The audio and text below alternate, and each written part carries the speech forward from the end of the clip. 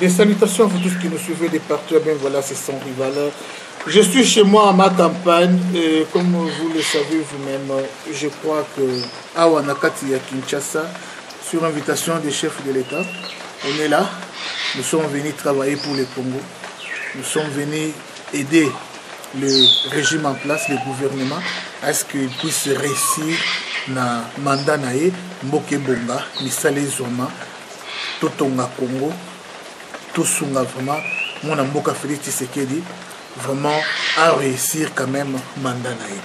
Alors, Lelo, 37e anniversaire UDPS, j'en profite pour Nakoyamba Bruno Katumpa. Bruno Katumpa, où Azali président de la société civile Boyebi, partout dans le monde et plus en Afrique du Sud, j'ai installé en Afrique du Sud. Bruno Katumpa, les autres, moi ma solo. Mais avant cela, on a 5 page publicitaire et on se retrouve juste après. Merci, c'est parti. Bienvenue sur la chaîne officielle de Sans Rival, www.cntlive.com/sans rival. Et là, la diaspora de Jobourg. Sans Rival, www.cntlive.com/sans rival. Eh bien, bonjour, monsieur Bruno Katumpa. Bonjour, Sans Rival. Content d'être avec vous ici à Kinshasa. Monsieur Bruno Katumpa, pourriez-vous nous dire un peu, qu'est-ce que vous êtes venu faire ici à Kinshasa? Sans Rival. Je suis venu à Kinshasa, ça, c'est la deuxième fois dans les 2 semaines qui ont suivi après la proclamation, ou 3 semaines qui ont suivi après la proclamation des résultats. Je suis venu à Kinshasa, j'étais là pour ne pas manquer à l'événement historique de la prestation du serment du président Félix Tshisekedi, que j'ai soutenu en soutenant l'UDPS pendant longtemps dans ma vie.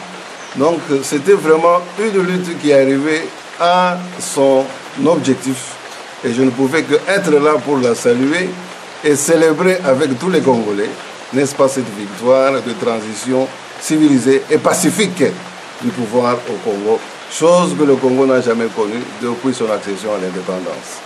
Oui, Bruno Katumpa, on vous a vu soutenir Félix depuis le vivant de son père. Pendant que tout le monde criait, crachait sur Félix et Maman Marthe, vous quand même vous l'avez soutenu. Pourriez-vous nous dire vos motivations? Écoute, Sans Rival, je vais donner des exemples particuliers et des moments forts.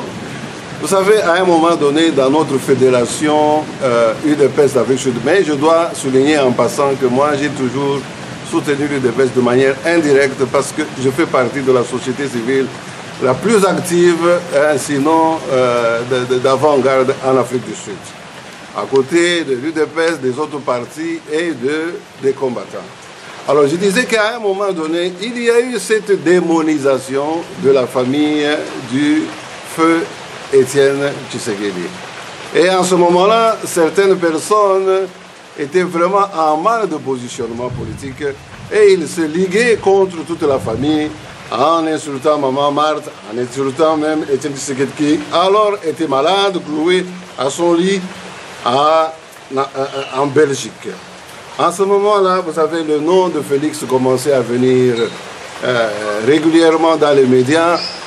Les gens voulaient dénigrer, n'est-ce pas, son leadership. Alors, c'était un moment vraiment remarquable pour nous parce que en ce moment-là, nous étions un petit groupe, mais on s'était mis pour défendre, n'est-ce pas, le leadership de Félix parce qu'on pensait que dans cette succession, il avait aussi droit, n'est-ce pas, à contester le leadership pour devenir le futur président de l'UDPS. Je ne pensais pas qu'à l'époque, à cause de son appartenance à la famille d'Étienne Tshisekedi, il devait être ainsi disqualifié. Alors moi, je suis parmi, malgré étant de la société civile, parmi des gens qui s'étaient mis à ses côtés. Oui, voilà. Monsieur Bruno Katumpa, le président Félix Tshisekedi a lancé un message que les réfugiés puissent remonter. Oui. Et cela a créé vraiment beaucoup de problèmes au niveau de la diaspora. Justement, avant même d'arriver à ce point, je voudrais donner même certaines illustrations dans le parcours, n'est-ce pas, de ceux de l'UDPS et même de la société civile qui s'étaient, n'est-ce pas, positionnés pour défendre, avant même qu'il soit élu président de l'UDPS, n'est-ce pas, le leadership de Félix Tshisekedi. Vous savez, à l'époque, M. Sarival, il était même arrivé que dans certaines réunions où on se mettait ensemble avec les partisans de Félix Tshisekedi, je me rappelle, on était attaqué à coups de marteau, à coups de machette en Afrique du Sud. Voilà le risque que nous courions tout le temps pour avoir pris position pour Félix Tshisekedi, qui alors n'était pas même encore désigné comme président de l'UDPS. Alors, je suis ici, vous m'aviez posé la question de savoir pourquoi j'étais en Afrique, j'étais à Kinshasa.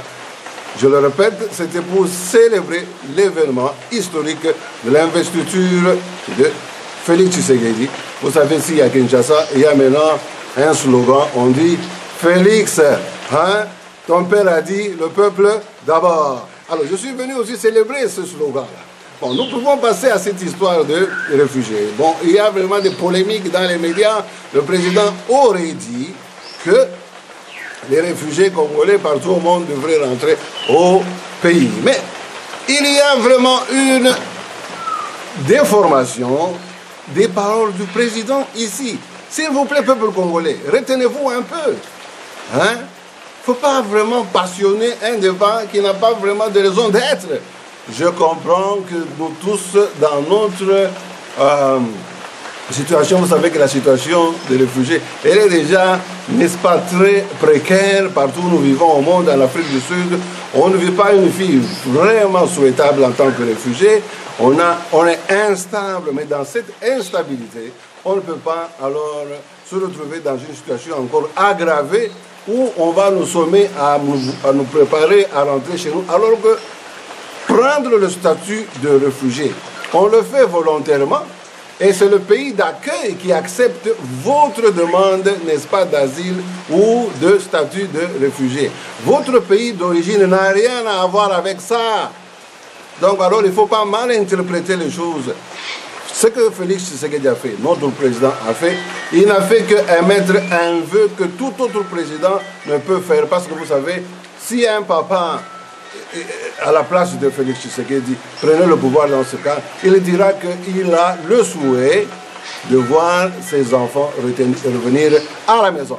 Donc, en tant que père de la nation, c'était de son devoir d'émettre le vœu et le souhait que tous les Congolais qui sont à l'étranger, et vous savez surtout particulièrement les Congolais qui ont été affectés, du Kasaï, du Béni, ils sont entassés dans des camps et ils ne sont même pas acceptés dans ces pays-là. Ils vivent dans des conditions précaires, dans l'insécurité totale. Ce groupe de réfugiés, particulièrement ceux du Kasaï, vous savez qu'on ne fait que, n'est-ce pas, renvoyer les Congolais qui sont en Angola de force au Congo. Mais qu'est-ce que vous voulez? Un président qui est au courant de cette crise, il ne peut que émettre cette opinion en disant, écoutez, si vous chassez les Congolais de chez vous, moi, en tant que leur président, je suis prêt à les recevoir. Donc, ce message-là, c'est surtout adressé aux Congolais qui sont chassés déjà, avant qu'ils prennent le pouvoir, qui sont chassés des pays comme l'Angola, et ceux qui vivent dans des situations précaires comme en Ouganda, même au Rwanda, et dans beaucoup de pays africains, où ils ne sont pas acceptés. Donc moi je crois qu'il faut avoir la compassion pour ceux de nos frères qui vivent en Angola et dans ces pays-là où ils sont totalement instables, ils sont rejetés et chassés, sinon mis dans des conditions inacceptables. Donc c'était pour moi un cri d'un papa qui est vraiment préoccupé par la situation, n'est-ce pas, instable, malheureuse de son peuple. Un mot à cette diaspora qui se plaint. Mais écoutez, la diaspora, moi je trouve qu'elle doit cesser de se lamenter et d'avoir une attitude toujours alarmiste, parce que la diaspora doit... Ces gens disent quoi? Balobi, Bakozonga Congo, Yakopesa Bango Bandaku, Yakopesa Bango Misala. Mais Eloko a vraiment Naza quelque part un peu déçu, parce que C'est vrai, il y a la diaspora des gens qui sont réfugiés et dont la situation est vraiment régulière. Peut-être qui envisagent obtenir la résidence et même la citoyenneté dans les pays d'accueil. On ne peut pas alors mettre en danger ce genre de dossier parce que s'il renforce, n'est-ce pas, la communauté de la diaspora congolaise partout au monde, eh bien, c'est quelque chose qui profitera économiquement et socialement au Congo, comme cela a toujours été le cas, parce que l'argent qui vient de la diaspora soutient beaucoup de familles, beaucoup d'enfants qui vont à l'école sont, n'est-ce pas, soutenus par l'argent qui vient de la diaspora. Donc je pense que c'est une politique avec le ministre des Congolais de l'étranger qu'on peut bien gérer. Mais ici, on ne peut pas mélanger les choses en accusant injustement le président qui, selon beaucoup, aurait dit qu'il faut rentrer au Congo. Le choix d'asile, le choix d'être un réfugié, c'est un choix volontaire. Votre pays d'origine n'a rien à voir avec ça. Donc c'est volontairement que chaque réfugié, c'est son droit, va décider de rentrer au pays ou pas. La diaspora au pays maintenant, qui déjà, est-ce qu'ils sont satisfaits d'être venus? Il y en a qui ont fait 2 semaines, 3 semaines, 4 semaines. Est-ce que Bazumi ça là? Est-ce que Bélé, diaspora, ils ont décidé? Bon, moi, je suis venu, c'est la 2e fois que je suis venu à Kinshasa en moins de 2 semaines. Je ne suis pas tellement déçu parce que vous savez, il y a encore beaucoup à faire. Il faut se retrouver avec les autres amis. Vous savez, nous sommes venus ici à Kinshasa, chacun de sa façon. On ne s'était pas organisé en groupe pour se retrouver ici à Kinshasa. Donc chacun se débrouille à sa manière pour essayer d'être avec les autres et pour essayer de voir ce qu'il peut faire, n'est-ce pas, pour s'impliquer dans l'état de choses actuelles au pays avec le nouveau président. Donc pour moi, c'est une bonne chose que déjà, beaucoup dans la diaspora puissent venir à l'aise au pays, ils ne sont pas dérangés, ils peuvent habiter où ils veulent, ils peuvent manger comme ils veulent, ils peuvent dormir où ils veulent. C'est déjà un acquis. Et vous savez que la diaspora, comme toujours, on attend beaucoup de la diaspora. Donc je pense que c'est à nous de la diaspora d'avoir un cahier de charges vraiment riche et d'avoir un projet pour pouvoir, n'est-ce pas, aider le gouvernement qui va sortir bientôt, aider le président actuel, n'est-ce pas, à faire marcher les choses pour le bien-être de tous les Congolais.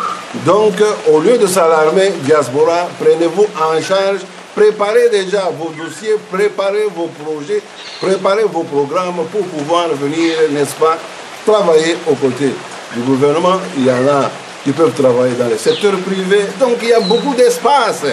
Maintenant, je crois que nous sommes dans une époque où la démocratie véritable qu'on avait toujours voulu et souhaité avec le papa Étienne Tshisekedi, maintenant cette période est arrivée. C'est fini l'alimentation, c'est fini les larmes, mais prenons-nous en charge. Prenons-nous en charge, on doit dire un mot à propos de l'opposition.